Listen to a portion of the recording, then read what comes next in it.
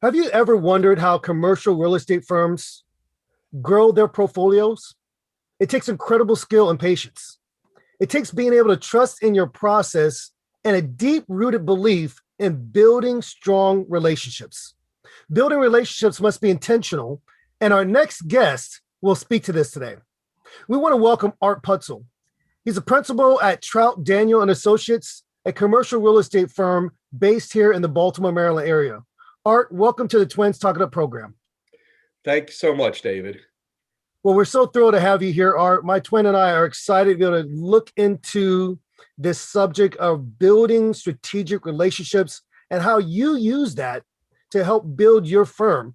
So, Art, tell us, who is Art Putzel? What is your role at Trout Daniel? And Simon Sinek would say, start with your why. Who's Art Putzel and what is your why? Facing the question of what is my why is something that I really never had to think about before. I am, as you said, the principal of Trout Daniel and Associates, a commercial real estate firm. I probably got started on this track when I was in my late teens, and my parents got me a volunteer job at the Baltimore City Planning Department. And I was working for a guy who has since retired a few years ago, but we were doing a map of downtown Baltimore in the future. And he said, let's draw a 40-story building here. And I thought, that's really cool. And I went into major in college in urban studies and economics and started working after that for what is now the Baltimore Metropolitan Council. At the time, it was the Regional Planning Council, working on urban and regional planning. Did that for a while, went into economic development, where I was sort of on the public side of real estate, working with businesses, helping them expand, relocate, et cetera. Took a left turn, and one of the companies I had been working with was a defense contractor. We helped them get a public loan to do a building, and I ended up going to work for them for about 4 years, and then realized that real estate was where I wanted to be. I was also concerned this was the late 80s, and I was concerned about what would happen if peace broke out, because I was working for a defense contractor. I left there. I went with what at the time was Trout, Siegel and Doyle, our predecessor company. And shortly after that, the Berlin Wall came down. My previous company went from about 3,500 employees to about 1,300. So I was very glad I made the move. I was hired to be in what was at the time Trout, Siegel and Doyle Development Company. I was hired in September of 1987. And in October of 1987, we had Black Monday. The stock market had its biggest one-day drop, I think, in history from a percentage point of view. And the development business sort of disappeared. Mm-hmm. And I sort of morphed into being the controller of the firm, because pretty much the same month that I went to work for Trout, I had also passed the CPA exam. I became the controller of the firm. I became the numbers guy. And over time, I grew to the point when we reformed Trout, Siegel and Doyle into Trout Daniel. Mr. Trout said to me, you guys are going to form a new company. I'm going to finance it, and you're going to be the broker. And it was like, oh, okay. So I sort of feel like I wasn't paying attention. Everybody else took a step back, and I became the managing partner. But I am in charge of, as I say, all the other stuff. I mean, I have partners who are exclusively brokers, and, employees and contractors who are exclusively brokers. I've got all the other responsibility, including being what is known as the broker. Most of your listeners probably don't understand that for any real estate firm, regulatorily, there is only one broker. And that includes really big firms with dozens or hundreds of offices, like a Long and Foster or something like that. Long and Foster has one broker. Everybody else is an associate broker, a salesperson, and that broker, if he loses his license, they have to scramble to make somebody else in charge. So I have that regulatory responsibility. I'm licensed in 6 states. And I guess I'm responsible for, as I said, for everything else in the company, including with my partners, the strategic direction. Typically, I'm all in the what I call technology sales. This is what I've been doing my whole career, since 1998, actually. All tech sales, telecom sales, data center sales, everything else. And the sales that you're doing is unique and different from what we do. But I'm assuming that there's going to be a typical sales cycle. There's a typical sales process. And the bigger the deal, typically the longer it takes in order to close that opportunity because it's a little bit more complex. Can you explain to our audience what that looks like in your industry, in your space? How complex is it? Is it more of a typical sales cycle, like a smaller opportunity, not as many hundreds of millions of dollars, whatever it may be? So maybe it's a little bit simpler, a little bit quicker to close. Tell our audience a little bit more about, in your industry, what that typical process looks like. I would like to say that there's a typical process, but there really isn't. First of all, just so they understand, we are commercial brokers, and I won't forget, we're also property managers, but that's sort of a separate but related business. But in the brokerage side, we represent lessors and lessees of commercial real estate. We represent buyers and sellers who might also be users of commercial real estate, and we represent buyers and sellers of investment real estate. And the sales cycle is probably, and when I say sales, I'm going to include getting leases executed. Right. It's somewhere between 3 months and 18 years. And when I say that, you could have somebody approaching you and saying, the office building I was in just burned. I need to lease new space and I need to do it right away. And you can go out, you can find something, office space to lease. You have to find something that's good enough. You don't necessarily have to find the perfect thing. So you could probably identify a couple of candidates in a week or two, go out, take a look at it in another week or two, negotiate a lease in 3 weeks, and be done in a month and a half or 2 months. On the other hand, you could be representing a retailer who needs to be at the corner of Main and Main as opposed to half a block off the corner. And you've got to find that location, and it might take 6 months or a year until something becomes available. And then they've got to negotiate it, and then they've got to get permits to build it and then occupy. And by the time we get paid, which might be when they pay their first month's rent, it could be 2 or 3 years down the road. Then there's the one that my partner has under contract right now, which will hopefully be settling next month, which is, I think, about a $7 million sale, where he first established a relationship with a property owner 18 years ago. Wow. The longest deal I've ever worked on was one. It was an assemblage of about 4 or 5 properties. And from the time I took the listing on the first property until the time we had settlement was 6.5 years. So to say what's the typical sales cycle, it's a complicated question.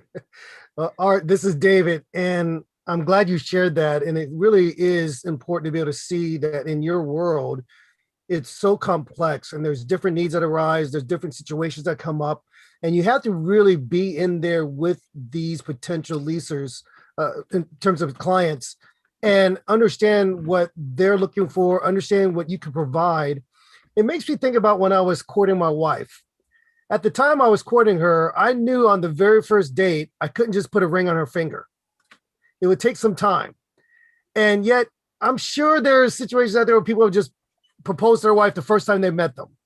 But in your world, you have to develop a strategy, a relationship strategy. Can you speak to why it's so important to develop the right strategy so that you can go through the nuances of the legal aspects, permits, everything down the line that it takes to really get that client into the right space because we're talking about quality over quantity. It's not about how many LinkedIn contacts do you have.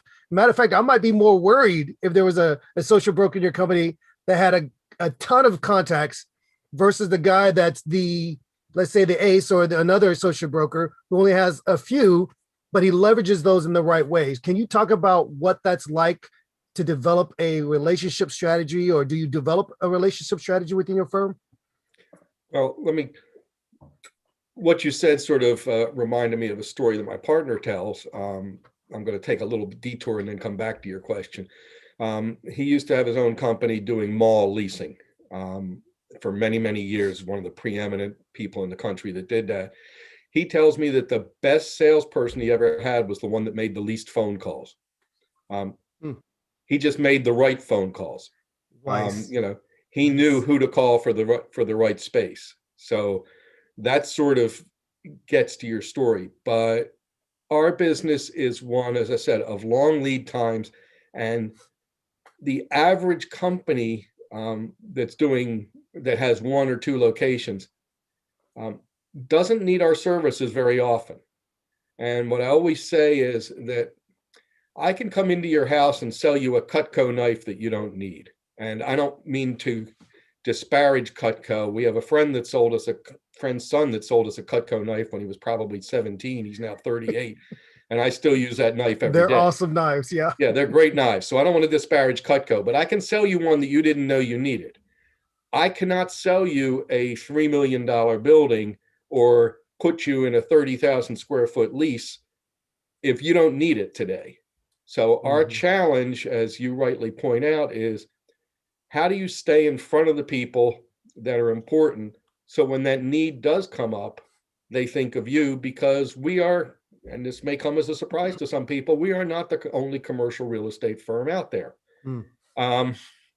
So the challenge, and it's an ongoing challenge, is how do you stay in front of people? And the importance of it can't be underestimated. I have a guy that I've known since the days that I was in planning, which is, as I mentioned, 40 some years ago. I went on to become a commercial real estate agent. He went on to become an attorney that he specializes a lot in zoning. And I called him one day with a question and said, let's have coffee and talk about this. And if I can, I will persuade the owner to use your services. So I was looking for free advice. Wow. We had breakfast. He gave us the advice. The owner decided not to do anything. But 3 weeks later, I get a referral from that attorney of another client. Why? Because I was front of mind. Because I had just seen him. No other reason. I mean, he's a zoning attorney. He works with commercial real estate agents all the time. But I happened to be the one that was in front of him. So the challenge that we're constantly facing, and I'm not convinced that social media is the answer, although we're trying it, is how to stay in front of the people who are the influencers, so that when the need arises, we're the ones that think about. And that is, as you say, relationships. It's staying in touch with people. It's making them comfortable with you. In our case, a lot of those relationships are not with the space users. They're with the people that influence the space users. How do you nurture and strengthen those key relationships, as you talked about? You brought up the fact that you had one of your partners had 18 years in building that relationship. And so how do you add value? How do you continue to stay in touch? How do you continue to keep pushing and continue to keep driving that process forward, when sometimes people, they just want to be your best friends. They appreciate what you're doing for them. But how do you continue to nurture that and then kind of nudge them towards the right path in order to shorten that sales cycle? Well, to answer the second part of your question first, you're probably not going to shorten the sales cycle. You're not going to make the need occur before they have the need. So it's staying in touch. It's just, it's phone calls. If they're local, it's having that occasional breakfast. Right. And, there's a difference there's a real difference between cultivating the user and cultivating the influencer. I mean, the reason I say influencers is, from our point of view, accountants, attorneys, those are the advisors that people go to early on. Right. I always say accountants and attorneys are great referral sources for us, and we're great referral sources for them. Okay. On the other hand, and again, not to disparage the people that sell carpet, but by the time we would be great referral sources for somebody that sells carpet. On the other hand, by the time somebody's picking out carpet, they've probably already got their location. Yeah. So they're not great referral sources for us.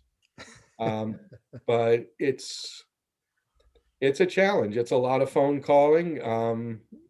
It's if the guy owns a property and doesn't have it listed for sale, you still might call him every once in a while and say, would you take? Or I've got somebody that, mentioned that he was interested. Are you interested in selling? I mean, we own, as partnerships, we own some real estate, and I'm getting calls all the time from brokers saying, would you? My former boss called it a would you take? Would you take? But it's a real challenge. It's going to networking functions. I had the conversation with somebody this week, as a matter of fact. Zoom and WebEx and all those things are wonderful tools for purposeful meetings. Right. But you typically don't run into people on Zoom. I went to my very first live networking thing in a year and so a couple of weeks ago. Nice. And the people that you just run into, those things can't be replicated online. Nope. So it is getting out there and mingling. And there was an interesting observation at a BBJ seminar I attended several years ago, which is, and it was particularly relevant for our business. If you're going to something, don't go based on the topic, go based on the audience. For example, one of my guys joined a logistics association, not because he had a fascination with logistics, but because he wanted to be the real estate broker that logistics companies went to. Right. So, probably everybody at that meeting is in the logistics business, maybe except for him. He might be the only real estate broker there. That's a good thing. It is. So, I mean, I don't think there is a tried and true strategy for this. And the chances are, if you meet somebody, the chances are very, very good that they don't have that need today. Yeah. And I always draw this continuum. And I guess from the point of view of your viewers, there's a continuum of when you can meet somebody. Yeah. And there is this side of it, which is too early. There's this side of it, which is too late. And there's this tiny little spot in the middle, which is just at the right time. And your chances of hitting that tiny little spot are just about nil. So do you hit them? Do you hit them too early or too late? You obviously want to be there too early. And then, as you point out, the challenge is, how do you keep that alive until the need is there? Yeah. And that's a challenge that we deal with, every day. Yeah. You're absolutely right about that. You're making me think about things that, I haven't necessarily thought through. One of the advantages of having a company is that other people can also help keep your relationships alive. Yeah. We have somebody that called me because they knew through our personal relationship that I was a commercial real estate agent. So asked for help. I referred it to my partner, who that's in his wheelhouse. And that's now a relationship that's probably at this point 3 years old. They are dealing with him on a constant basis. So my partner's keeping my relationship alive. That's awesome. And when you're actually physically in the office and you hear somebody mention a name, you go, oh, I know him. Yeah. This is a situation where the whole is greater than the sum of its parts. Right. No, that's awesome. You had So just with that aspect of just networking, having great relationship, being intentional on how we network, as you're talking about your one of your friends is taking care of this relationship and making it grow over 3 years. I think that's phenomenal. I love how you talked about it's that one moment. And you also brought up the fact that there's only certain things you can do with Zoom, WebEx, and Microsoft Teams. Meeting somebody on site, sometimes something happens, you just run into somebody. And I do miss that. I miss the fact that with COVID, everything has been virtual. I do miss meeting people and running into people. Sometimes the best networking, the best opportunities happen when you meet people just running into them at a Starbucks or at a conference or at an event. I do miss that. So give us a little bit more insight on the fact that our network can provide us with insights. They support us. They're great advocates. They provide great leads. Talking about great opportunities. How do you use your network and how do you leverage it for more opportunity? You gave us an insight. You said sometimes the lawyers, the carpet people, you guys all refer business back and forth to each other, but you have so many people on your team. How do you help them to leverage the network to find new opportunities like you just said earlier? Well, my partner came to me the other day and said, one of our clients needs an attorney. Okay. Who would you recommend, that could do a lease, a simple form lease? Okay. Well, you go through in your head the number of people that you're comfortable with, because it's interesting. I have a friend, I won't even mention what business he's in, but he sells, and he doesn't give referrals because he's afraid that if somebody doesn't do a good job, it reflects back on him. Right. I understand that. I don't agree with it, but the risk is there. So, I gave my partner 4 names, because we don't typically like to give out one, although I had this discussion with one of them yesterday. He's an attorney. He says, I'm in the business of giving advice. If I'm not comfortable giving advice, including who you should use, I shouldn't be in the business of giving advice. But I gave my partner 4 names, all of whom I knew personally, all of whom I thought would do a good job. Interestingly, a client came back and said, that's too many, give me 2 names. So I give him 2 names. One is a good friend who's also a very good real estate attorney, and one is somebody I knew through my community group who's also a very good real estate attorney. Gave them both names, and hopefully, that's the kind of thing that that comes back to us someday. Yeah. It's also somebody that we know we can work with, because when that lease is being negotiated, we're going to be involved. And we're looking for, in that case, we're looking for people that are deal makers, not deal breakers. There are attorneys out there that, fancy themselves as cowboys and, can cause a deal to tank. Right. But That makes it's a sense. matter of knowing the people in your network, knowing who's good at what. I did not recommend one of the really, really big firms with the high-powered attorneys who might be better for the $100 million transaction that you were talking about earlier. Right. This doesn't justify that. Right. Yeah, I agree with you. And this is Danny, by the way. You had talked about a little bit more about how somebody would appreciate the referrals, others do not like referrals. And in my industry, in the IT space, at times we have managed service providers who do not want to do a referral or bring another competitor in because they're afraid of losing the account or losing opportunities. Whereas we have other people who love referrals, who love bringing in other people in order to add more value to their client. And what I see is that anytime you do a referral, you're adding more value for your client. You're helping them shorten the sales cycle. You're helping them bridging the gap of trust, saying that, well, if Art said this is who I need to speak with, then I trust that rather than having to go online, go to Google, Bing it, or ask other people. But if Art is referring this person, I'm going to trust that. Right. And there's something so unique and key when it comes to relationship building, is that if you say it, I'm going to trust it. I don't know who this third party person is, but if you say it, I will trust it. And I strongly believe in relationships. I strongly believe in referrals.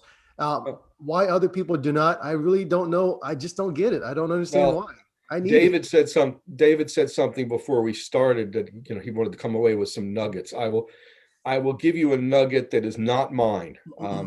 It was our jeweler's, Mhm. and it was on his stationery. It was on at the bottom of his invoices. It was on his business card.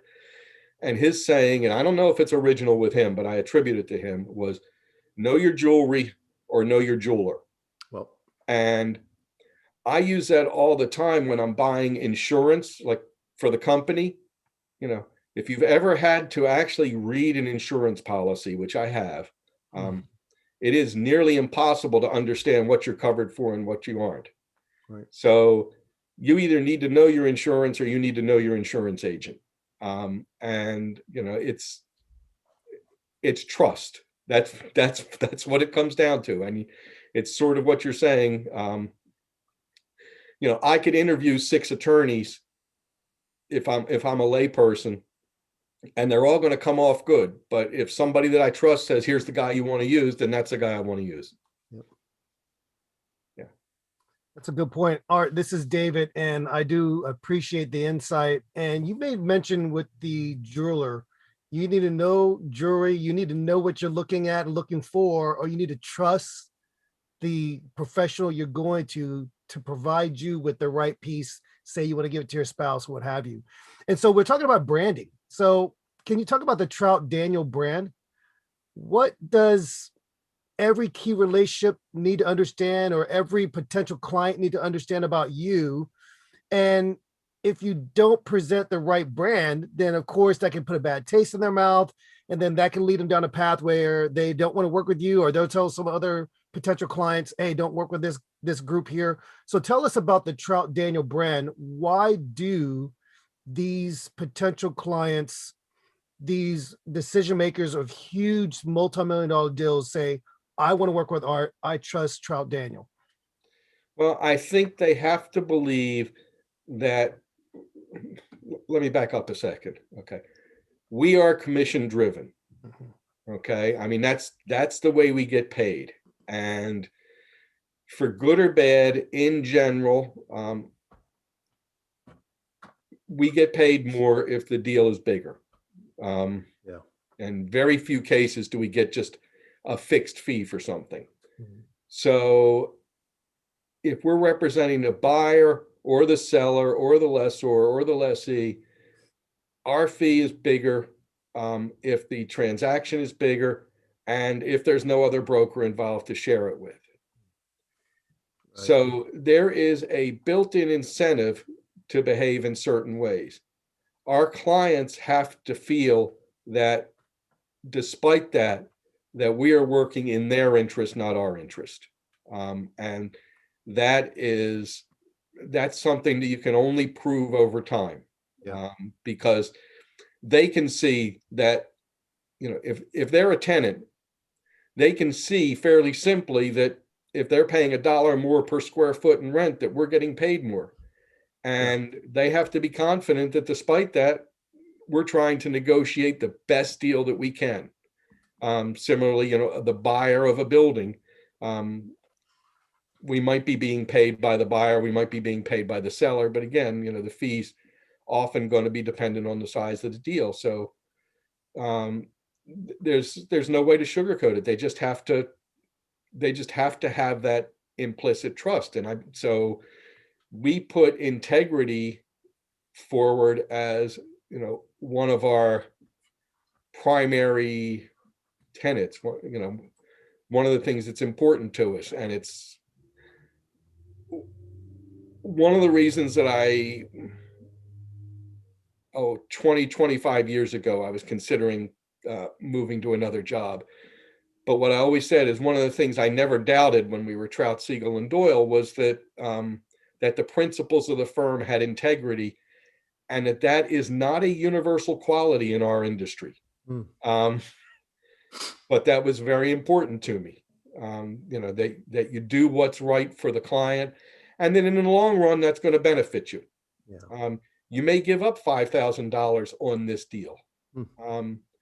You may have to walk away from a deal entirely and give up the entire fee. But if it's in the client's best interest, that client is either going to be back, for another deal, or they're going to recommend somebody. And one of the fun parts of our business is answering the phone, because you never know what's on the other end. And it could be, so-and-so told me to call you, and you have to think for a minute and go, who the hell is so-and-so? But at some point you made an impression on him, and maybe it's somebody you never made a deal with. But he liked the way you handled yourself. Or it could be somebody who was on the other side of the deal. I actually had this when I sold my last home.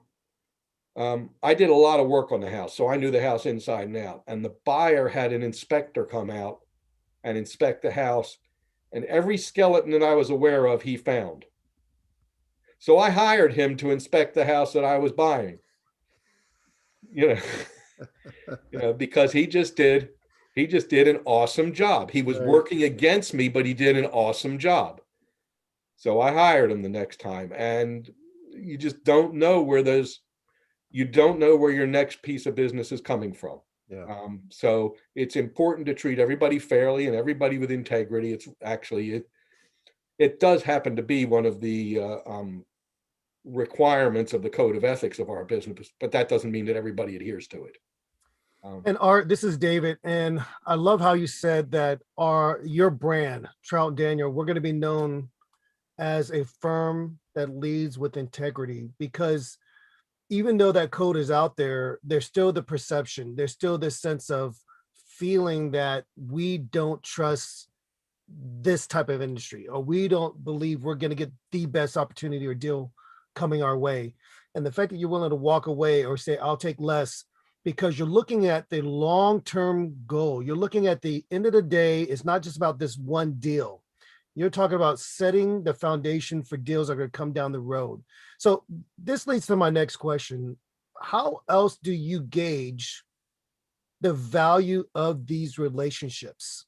Are there any metrics that you use? Do you think maybe down the road, if I get a referral or this client turns into a repeat client, how do you gauge the value of these relationships? Because if you're going to look at the end game, if you're going to look at longevity, I'm sure that's what's driving you to think, if I'm happy now, eating now, or I could be eating down the road for the entire organization. Tough question, because you just don't know where things are going, particularly in the long run. We have a friend whose daughter is now, she just turned 41. So I would say, and I'm not afraid to use her first name, I would say when she was 15 years old, we all figured we'd be working for Jackie someday. She is now she's just been made the chief strategy officer for a fairly significant national corporation. And I still may be working for Jackie someday. I have no idea. So you don't know where those relationships are going to go. I used to draw a graph, or I still do draw a graph with 4 quadrants in it. The 2 axes are dollars and probability. And the deals you would love to be working on are the ones in the upper right-hand quadrant with high probability and high dollars. And the ones with low probability, high dollars, or high probability and low dollars, you have to work on some of those. And you try not to work on the low probability and low dollars unless, I will use a public name just because it can't hurt. If Microsoft came to us and said, we have 3 years left on this 2,000 square foot office that we leased, we'd like you to sublet it for us. Do we want to do that? It's a low probability, and if we are successful, we're not going to make much money on it. But are we going to take it? Absolutely. Because who knows what it might lead to? It's Microsoft. They lease a lot of real estate around the country. So there's a lot of things that go into a relationship. I had another one, guy brought a commission into my office to bill, and I want to say it was like $400. And I said, why did you even get involved in this deal? It was my grandfather. Okay, enough said. So there's almost always a reason. because, again, you don't know where it's going to go. So it's very difficult to say what relationships aren't worth cultivating. On the other hand, there seems to be this pretty much absolute limit of 168 hours a week. And some of those you might even waste sleeping. So it's really less than 168. So there's only so much you can do to keep relationships alive. And it's something I'm still grappling with. What's the best way to stay in front of people? We have hired a social media firm that we're working with, but how do you reach people? It's challenging. I don't know by doing this right now, who I might be reaching and what the effect might be. I have no clue, but I was more than happy to sit down and talk to you, because who knows? This is Dave. I love that story, and I would tell you that there's certain things that people will do that pulls on my heart. So if someone says it was my grandfather, I'm probably going to jump on that as well. It's just a family thing. It really, really impactful. So, Art, you had mentioned earlier a little bit about going to your first event in such a long time. And, COVID, this health pandemic has really affected a lot of industries, a lot of individuals, a lot of businesses. And I'm assuming that really what the COVID has done for the CRE space, with so many employees working from home and so many businesses defaulting on their lease and things like that. What do you feel is the outlook now? What so many people starting to look at going to a hybrid situation, going back to the office. What does that outlook look now for Q3, Q4, and then going into the 2022 year? Well, I will tell you that there's this old story about what we need is a one-handed economist, because all the economists are saying on the one hand, you got this, on the other hand, you got that. So depending on what conclusion you'd like to come to, I can find you articles that will support it. I said early on that I suspect that, and I pulled a number out of the air, I suspect that companies are going to look at it and say, we've got a lot of people working from home, we need 30% less space. But on the other hand, we have to rethink the way our offices are and have more distancing in them. So we're going to need 30% more space. So I think, you may not see as many 10-year and 15-year leases anymore. You may see more 3s and 5 with options. The more, on the retail side, we've been projecting the death of retail for several years now. COVID accelerated some of that, but we still are having some success on the retail leasing side. It's not necessarily selling stuff. It's, more services. I look at the shopping center that's right across the street from our office, and, a restaurant was replaced by healthcare. But there's several new restaurants, because I don't know if I'm alone in this. Having food delivered is not the same as going to a restaurant. It might be for pizza, but for casual dining or for fine dining, it isn't the same to get it in a styrofoam container. So I think a lot of things are going to come back. The office is still an open question. Although, just our personal experience is there are conversations that are taking place in our office that don't take place on Zoom. Because they're, as we talked about earlier, they're spontaneous, and those spontaneous conversations don't take place as easily if you have to pick up the phone and call somebody, or even worse, schedule a Zoom meeting. It's just not the same as walking by someone and going, "Oh, Gary, there's something I meant to ask you." Art, this is David, and I appreciate you sharing your thoughts on the outlook post this health pandemic. And I have been talking to different people within the space, and they've been sharing everything from repurposing spaces. And as you mentioned earlier, they might want larger spaces to accommodate employees coming back to work. They might be downsizing a little bit to allow their employees to work in a hybrid model. I've been hearing about some of these strip malls or larger malls now repurposing to perhaps look at condominiums, and they're trying to think differently, think outside the box. So I do appreciate you sharing that. In terms of the greater Baltimore market, I know this is where you are. And out of curiosity, what have you seen here in Baltimore in terms of the push? Because for me and my wife, I'm trying to take her out tonight for some crab cakes. That's what we're known for here, right? So what are you seeing specifically here in Baltimore? And any other thoughts you want to maybe share with our audience about leveraging relationships for long-term goals? Those are two very different questions. I don't think Baltimore was ever overbuilt like some markets were. So we're still seeing a lot of positives. With my partner just wrote an article for a publication about the downtown and the fact, the state has just said they're going to move a number of the former state center offices, back into the CBD, which should be good for the CBD.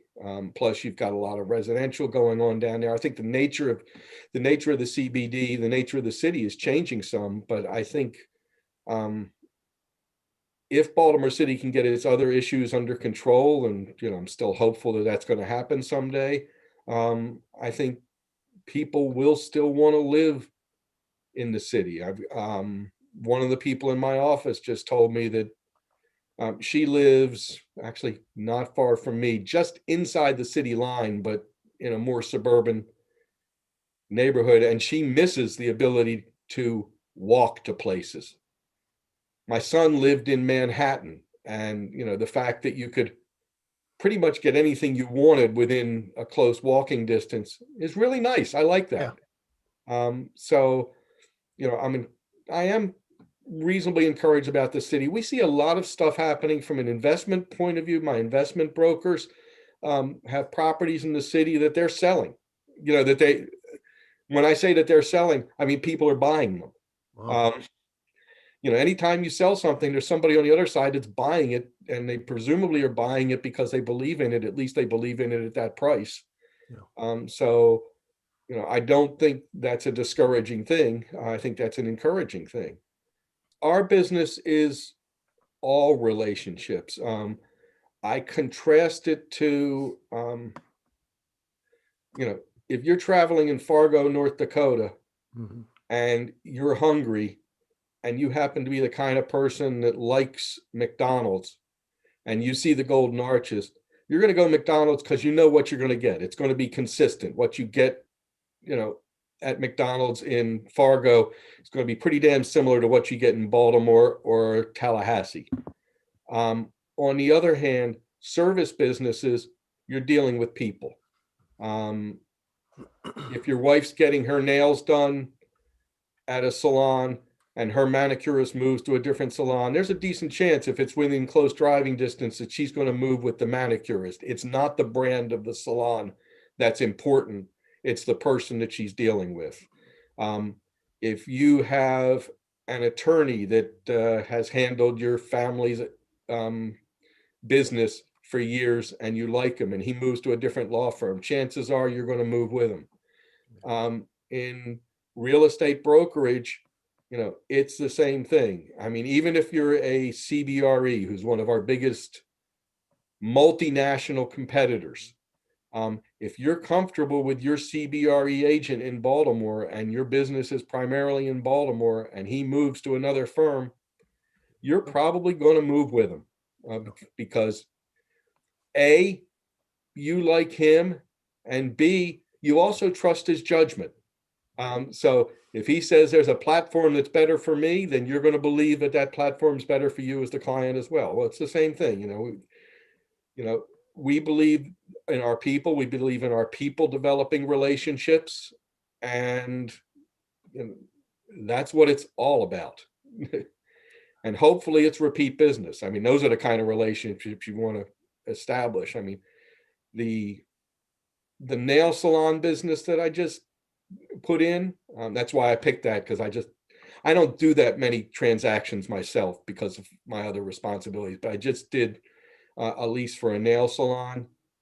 Chances are she's not going to be doing another nail salon. However, the chances are also that she knows a lot of people, and if I did a good job for her on this little transaction, who knows what that turns into. I could get a call from somebody that says, so-and-so told me to call you, I need 40,000 square feet of space. And that's really what it is. You're staying faithful to the process, staying faithful to what you believe to be true about your brand and integrity. In the long run, it does pay off. But Art, I want to share that I love your perspective on having the right people, even within your firm. When you hire right and you develop the right type of people, they're going to represent Trout Daniel in the right way. They're going to represent your firm in a way where they want to stay there, they want to grow there. And like you said, their relationships trust them. And because they trust them, they're going to trust in you and your brand. Yeah, well, let me say that. Let me say that one of the things in our firm that I know differentiates it from some other firms is we pride ourselves generally in having an open database. So our database is open. You can see what somebody else's emails are, et cetera. That is a two-way street, because if I'm trusting you to see my dealings with a certain client, I'm also trusting you that you are not going to contact that client without going through me. Yeah. And, if you come to me and say, I see that you've had several emails with Jim, I'd like to offer him such and such, then you've also got to trust me that I'm going to say, yes, I have a good relationship with him, or no, he'll work with anybody. You don't need me in that process. So that is very important to us. Again, that is not universal among firms. And there are firms that are organized that way. There are other firms that everybody's pretty much in a silo and very protective of their own relationships. If we don't trust our people, they're no longer with us. Yeah. I appreciate that, Art. That's such a great point. And we're talking about relationships on many, many different levels. So I want to thank you, Art, for coming on to our program. I can't tell you that how many of our audience members are going to take so many different nuggets and pearls of wisdom from our conversation. And I'm definitely going to have you back on again, because there's so much more I want to get into with you and your world. But Art, thank you for joining our program today. We are thrilled that you were able to come and spend some time with our program. Okay, great.